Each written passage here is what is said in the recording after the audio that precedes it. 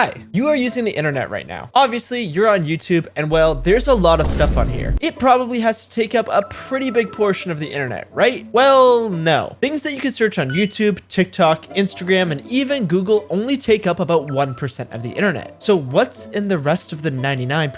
Well, it's hard to say because you can't actually access it with a normal search engine on your phone or computer, but let me give you a sneak preview. Yeah, that's just a tiny piece of the 99% of the internet that you can't access. But wait, how is this even possible? Well, to understand, we need to know a little bit more about the internet. Wait, did I say a little bit?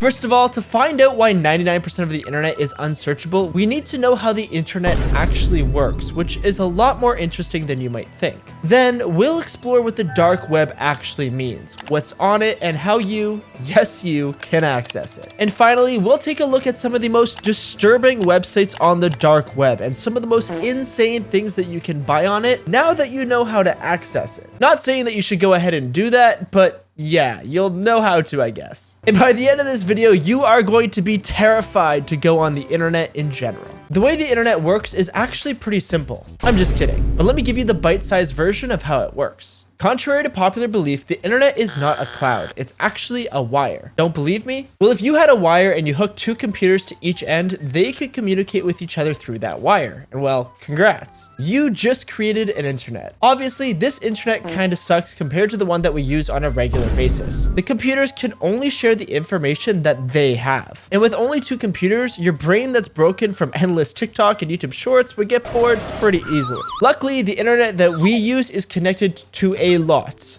of computers. And these computers are connected to even more across the entire world. To keep track of all of these computers, each piece of the network has an address that looks like this, which is pretty hard to remember, so we usually turn them into something that looks like this. Each file that you send and receive has a known origin point and destination point. It'll then find its way to and from these 2 points by going through a network and telling each computer in the middle where it needs to end up, so that computer can send it onto the right path. So let's say you want to search something on Google, or maybe even your bank so that you can log into your account. You tell the computer, hey, ask Google to search up my bank for me so I can easily get the link. Your computer then sends that message off to Google and it spits out a bunch of results at you where you can find your bank.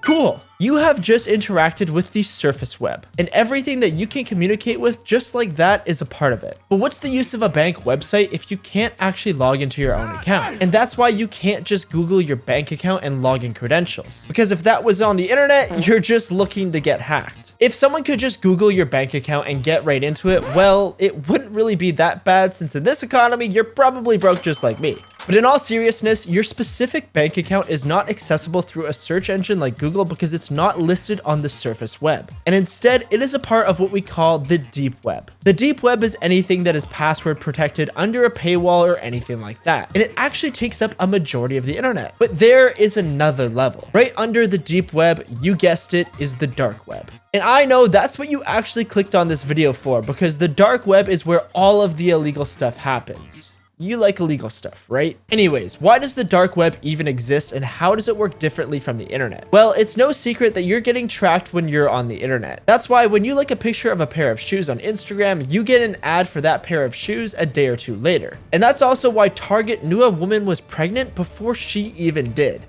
Yeah, that's real. Look it up. Anyways, not everyone likes to be tracked by the government. And funny enough, you and the government have a lot in common because they also don't want to be tracked by the other governments. Isn't that ironic? No, the government doesn't search up the same sus things that you do. I mean, maybe they do, but I wouldn't know. But what they do want is to protect their communications, secret files, and things like that. So in the 1990s, researchers at the US Naval Research Laboratory began working on something called onion routing, so that the Russians couldn't intercept government transmissions while they were being relayed. And this onion was basically the birth of the dark web. But why an onion? Well, unlike the regular internet that we discussed earlier, basically onion routing protects any data transmitted through it by wrapping it in multiple layers of encryption. Encrypting a message basically jumbles up the data with within a file in a certain way, where only the sender and receiver have the code to unencrypt it. In onion routing, this encryption process happens multiple times, so it ends up being a secret code on top of a secret code on top of a secret code, and so on. But if you don't know how to decode all of those things in the right order with the right answers, well, you're out of luck. Let me take you through a little example. Let's say you have a super important file that you want to send over the dark web, because it's so important that if anybody ever found it, you would probably get in a lot of trouble. When you send it through the dark web, your file gets wrapped up in multiple layers of encryption, and it has to go through a bunch of checkpoints in order to be decoded. Only the file knows the path it is going to be taking to its destination, and each layer of that path only knows how to decode one layer of the file, where it came from previously and where it's going to be going next. Eventually, after traveling through all of the layers, the message is finally decrypted and can be seen normally. So this was great for the US government. They could surf the web and send files anonymously without anyone knowing it was them, except you would 100% know it was them every single time because they were the only ones using it. This means if any hacker were to catch one of these onion files flying through the air, they could say, oh, well, this is obviously some super secret information from the government, and I am definitely going to be stealing that. Even though a hacker couldn't necessarily open the files, it's still not the best to let hackers know that you are sending the files at all if you are the government. That's the equivalent of putting $1 million in the back of a truck, saying you're going to go from point A to point B and hoping that no one steals the money along the way. So they really only had one choice. They had to open this completely anonymous internet service to the public worldwide. That way, just like the regular internet, these files could come from anywhere and anyone. What could possibly go wrong?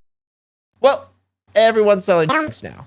That's just great. If it wasn't already obvious, giving people access to a global network where they could stay completely anonymous wouldn't just attract the kids who got straight A's in school. Turns out it attracted the kids who got straight A's and were also really weird. The kind that would stomp on all of the ants to make sure they were all dead. But anyways, this is the Tor browser. You can't access the dark web with a normal web browser like Google Chrome or Safari. You need a browser that's able to access .onion domains, and the Onion router, aka Tor, is able to do that. First, you want to go to the hidden wiki. This is the place where you can access pretty much every well-known website on the dark web. The reason it exists is because all of the links to websites on the dark web look like this, and I don't think that anyone is going to remember a name like that. You got normal things like blogs, social media, spicy content, stolen credit card information, illegal animal meat, people meat, and assassins. But let's talk about that stuff later. To get a real grip of exactly how the dark market works, let me take you on a journey to the Silk Road. Now, in real life, the Silk Road was a trade route that spanned pretty much half of the world and was essential to constructing how society works, even affecting how we live today. On the other hand, the Silk Road on the dark web was a similar network, except it was worldwide. But unlike normal goods and services, this was used for drugs, guns, and sometimes even people, or much worse. Hopefully you don't buy any of that stuff, but if you wanted to, you might be asking yourself, how do I pay for that? Surely if I just used my credit card, that wouldn't be very anonymous. And you're right, if you used your credit card on any of that stuff, the FBI would be at your door within minutes. So instead, the dark web uses our good old pal Bitcoin. Yes, while everyone over here on the surface web is holding their Bitcoin until the end of time, can you believe there's actually people out there who use this digital currency to buy things? Disgusting. The Silk Road reportedly made almost $200 million in the first 2 years it was active. And if you want to try it for yourself, well, you can't. Unfortunately, the Silk Road was shut down back in 2013, and its creator was sent to prison for the rest of his life. It was one of the most insane busts of all time. But I don't have time for it in this video, so if you want to hear about it, make sure to subscribe. Anyways, if you still want to buy some crazy stuff, you're in luck. If you scour the hidden wiki, you'll come across multiple websites that basically sell anything and everything. These websites come and go every month, as a lot of them have to get completely shut down before they get too big to avoid the same outcome as the Silk Road. You'll most likely need Bitcoin to make any purchases, but if you want to make some really sketchy buys, you'll need whatever niche cryptocurrency the seller is asking for. Maybe it's Dink Doink, I don't know. MILF coin? By the way, if you buy any of these things, make sure to never send it to your house. I don't know if I have to tell you this, it should be pretty common sense, but the marketplaces ain't like Amazon. They don't have nice trucks that come with drop-off verification or same-day shipping. If you get something from the dark web to your house, expect it to come in the most suspicious box of all time, and the delivery person is probably the most sus person of all time. That is, if it even gets to your house in the first place. But speaking of insane things to buy, yes, the moment you've all been waiting for, it's finally time to go through some of the most disturbing and illegal things that you can buy from the dark web. For legal purposes, I'm here to tell you clearly, do not buy any of this stuff, and if you do, you are officially warned. But you asked for it. One of the most common things that you could buy on the dark web is credit card information. Sometimes if you go to a gas station or ATM, the card reader might look a little bit broken. If that's the case, then don't use it because your credit card info is probably going to get stolen. It is possible to put a fake credit card scanner inside of a real credit card scanner so that when you insert your card and type in your PIN, the fake scanner reads all of the information and stores it. After that, the person who put the fake scanner there can just come, retrieve it, and upload all of your information onto the dark web. Then they sell all of this information on the websites for Bitcoin, which definitely sucks for you, but it's not that gruesome or anything, right? Don't worry. Unfortunately, we're gonna get there. Why steal a credit card when you could steal someone's entire identity? Yes, on the dark web, you can buy things like fake IDs, driver licenses, passports, tax returns, and any other identification documents you might need in order to become someone else. These honestly kind of suck most of the time, and if you buy a fake passport, you're kind of an idiot. Because nowadays, passports have encrypted electronic chips inside of them and other minor details that help officers identify if they're real or not. Step into an airport with one of these fake passports, and I'm willing to bet you will immediately get banned from every country ever, and you're gonna get put in jail immediately. On the other hand, if you want to get into a club or a bar and you're not of legal age, I don't think the 25-year-old bouncer is really going to be able to tell if the ID is fake or not. So you could probably get away with that, I guess. Not that you should. Another thing that you could buy on the dark web is fake money. You could get $10,000 of fake cash just for $100. It is literally money on sale. But just make sure you're not using any of that fake money in a store because the person at the cash register has a brain. Most of the time, they're instructed to check this money, and you're probably going to get caught. And if you're thinking of buying fake money, just learn how to make the real stuff instead. Next, we have the social medias on the dark web, and this is where things start to get a little bit more interesting. Because dark web social media isn't like regular social media. Big surprise, when you get people who want to hide their identity at all costs onto a message board, they usually don't want to post a picture of themselves at Disneyland. These people usually want to discuss things like recipes for deadly chemicals, which is concerning, or they all get together to talk about their least favorite race of people. And that is the nicest way I think I could have ever written that sentence because it is so messed up. But who has the time to make all of these deadly weapons of mass destruction when you could just buy them? It is very easy to buy some crazy tools on the dark web, and I'm not just talking about screwdrivers and hammers. Let's just say you could get some crazy realistic kitchen knives and Nerf guns shipped right to your door. But even if you want to destroy someone in a different way, the dark web has many different options for that. You can pay someone to fake documents saying something like, I don't know, your wife failed to pay her taxes for the past 10 years of her life and she owes the government millions of dollars. That will probably get rid of her. You can get people to spam fake gossip on social media to blackmail the people you don't like. And you could even get people to fake spicy content and pretend they are someone else. Speaking of spicy content, the dark web has a lot of that, like a lot. And I'm talking about the stuff that is actually bad. See, there's regular stuff on the surface web, some freaky stuff, and even some pretty weird stuff too. But if you dive into the dark web, that is where you could find straight up illegal stuff, which I genuinely cannot even talk about here on YouTube, so you could just use your imagination. Actually, don't do that. I don't even know why I said that. Anyways, have you ever wanted to buy a giraffe? Well, on the dark web, you can, because on some websites, you can find illegal animal meat. I'm talking lions, rhinos, pandas, and you know what? I think I just became a vegan, and I'm with PETA on this one. And last, but certainly not least, Hitman. And just so YouTube knows, I'm talking about the video game.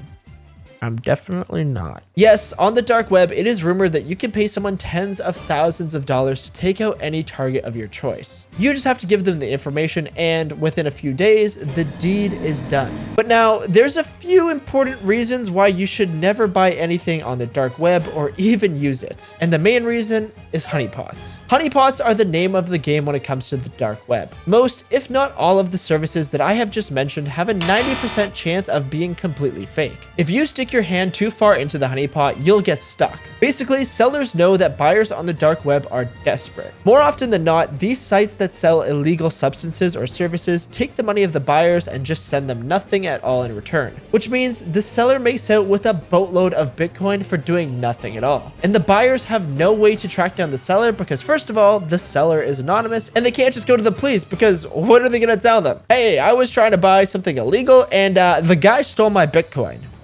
Good luck with that one, buddy. And a lot of the time, these honeypots are run by the government themselves. If someone ordered a hitman on a site run by the FBI, well, congrats. They have literally all of the evidence they need to arrest you. And this, among many other reasons, is why you should never go on the dark web. Yes, it is not illegal to download the Tor browser and surf some of the dark web sites. But as soon as you make a suspicious purchase, you're basically getting booked. And even if you don't plan on purchasing anything, just being on the dark web itself can get you into a lot of trouble with hackers. If you're not using a perfect VPN, you're cooked. If you accidentally reveal any personal information, you're on hit list. If you even dare use the dark web on a computer that has some of your other important files on it, you're getting everything stolen. So even now how you know the dark web works, don't go on it. It can cost you your life and even worse, a lot of Bitcoin. But you know what doesn't cost anything at all? Subscribing to Simplified Things and watching this video next right here.